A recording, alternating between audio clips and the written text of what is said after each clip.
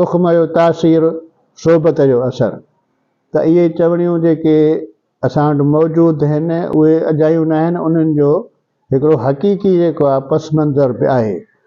असांजे लोक अदब में डॉक्टर नबी बख्श ख़ान बलोच, डॉक्टर अब्दुल करीम संदीलो ऐं ॿियनि काफ़ी जेके आहिनि से असांजनि अदीबनि, दानिश्वरनि, लेखकनि लोक अदब जी सिहेड़ में कमु कयो आहे। पर उन्हनि में असांजे हाणे मौजूदा दौर जो इंजीनियर अब्दुल वहाब सहतो साहब बि उन बि पहाका चवणियूं, इस्तिलाहूं, वर्जिसूं, उन्हनि ते तमामु घणो कमु कयो आहे। तक़रीबन हर इलाइक़े सिंध जे जूं हुननि इहे शयूं कठियूं करे किताबी सूरतुनि में बि आंदियूं आहिनि ऐं हाणे त इंटरनेट ते जेके वेबसाइट्स आहिनि उन ते बि इहे शयूं अची वियूं आहिनि।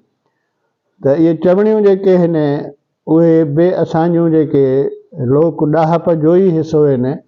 उन्हनि मां काफ़ी असांखे सबक़ मिलनि था कि इन जो त साइंसी पस मंज़र जुड़े थो। साइंस बाद में ईजाद थी आहे ऐं उन्हनि बाद में रिसर्च कई आहे, पर ही शयूं असांजूं अॻु में मौजूदु आहिनि। हाणे फ़र्ज़ु कयो असांजी जीनियाती मेडिकल जेका साइंस आहे उन में जीन ते, इंसान जे तुख़्म ते हाणे कमु थिए थो। DNA जेको आहे सो थिए थी ऐं ॿियूं घणी रिसर्च थी वई आहे।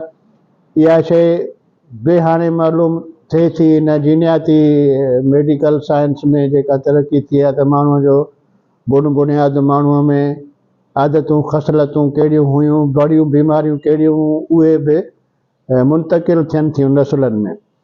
पर असां वटि हिकिड़ी चवणी मौजूदु मिले थी, तुख़्म जो तासीर सोबत जो असर। हाणे तुख़्म जेको आहे सो उहा जीन आहे ऐं हाणे इहा चवणी ज़ाहिर थी करे त तुख़्म जो ई तासीर थींदो आहे। जहिड़ो तुख़्म हूंदो, जहिड़ो ॿिज हूंदो, ओड़ो ई जेको आहे सो नसुलनि में उहे आदतूं, उहे ख़सलतूं वधंदियूं। जेकॾहिं को माण्हू सुठियुनि ख़ूबियुनि जो मालिक आहे त उनजी औलाद नसुल बि उहो ई हलंदो।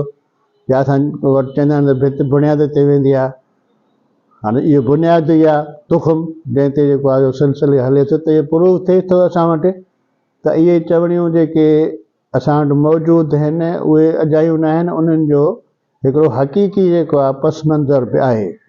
हाणे DNA थिए थी अॼुकल्ह, DNA मां ख़बर थी पए, असां टेस्टियूं था कयूं ऐं उन मां लहूं था त हिकिड़े नसुल सां वास्तो रखे थो, केरु आहे, इन हद ताईं बि वञी असां पहुचूं था।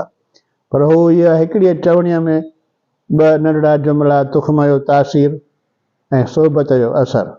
हाणे सोबत में माण्हू रही जेको आहे उहो बिगड़ंदो बि आहे, सुठो बि थींदो आहे, पर तुख़्म जो तासीर जेको आहे सो न वेंदो आहे। त हाणे इन मां असांखे इहो सबक़ थो मिले त असां जो जेके लोक ॾाहप में जेके माण्हू, सियाणा माण्हू, ॾाहा माण्हू अॻु में शयूं चई विया आहिनि, त उन्हनि में हिकिड़ो वॾो सबक़ु आहे, उन्हनि में वॾो इल्मु आहे, जंहिं ते बि तहक़ीक़ करे असां पंहिंजे समाज में जेके शयूं असांजी रहनुमाई तौर ॾाहनि कयूं आहिनि उन्हनि खे बि सेड़णु खपे ऐं नए नसुल ताईं पहुचाइणु खपे।